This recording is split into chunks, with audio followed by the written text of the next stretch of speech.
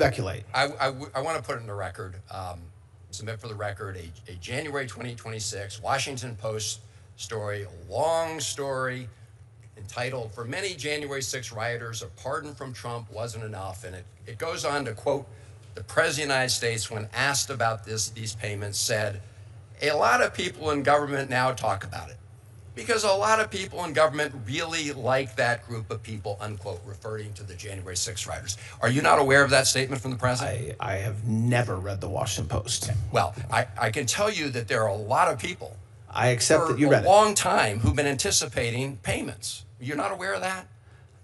it. In fact, when I asked, You're telling me there's a lot of people that were anticipating payments? Yes. No. well, I'm not aware of Okay. that. Well, Mr. Attorney General, you are in a bubble, because the reality. Because I don't read the Washington Post? No, Okay. no. Obviously, you should be in touch with some of these folks, because I asked you specifically about an individual who had molested kids and been convicted, about his anticipation of getting a payment, and you said that couldn't be true. In fact, that was a lie. I want to read you. I didn't say that. I got the transcript right. Good. You said it was obvious. I'm obviously lying the question, because there's no way the person committed to that because the slush fund did not exist. That's what you said.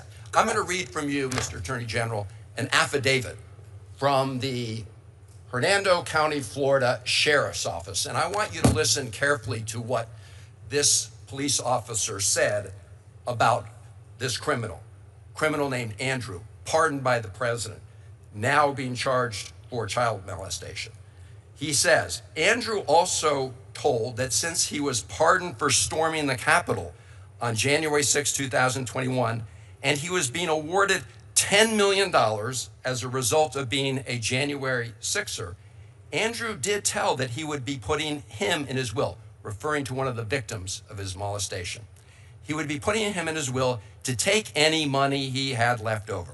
This tactic was believed to be used to keep from exposing what Andrew had done to him, signed under penalty of perjury by someone in the sheriff's office. And you're telling me you don't know about all these people who have been signaled by the President of the United States and others that they're going to get payments? I think that's what you just read is disgusting. It's horrible that happened, but that's not what I said. What? I mean, you can say you're telling me and then make up something that I'm not saying, or you can let me speak. Mr. Attorney General, Yes. I'm reading from the statement here. I got a transcript of our exchange earlier. And you essentially said, well, you're obviously lying in your question, because there's no way this person committed to that, because the slush fund, of which you called it, did not exist, just as you suggested. Right, and Okay. it's true that even the affidavit that you just read said that he would be awarded this criminal suggested he'd be awarded $10 million. Now you're playing absolute word games. I am not playing a word game. Of course you are, because people. And are also, anticipating words matter. these payments. Words matter. So if you're going to quote me accurately. Mr. Chairman, I'd like to put in the record,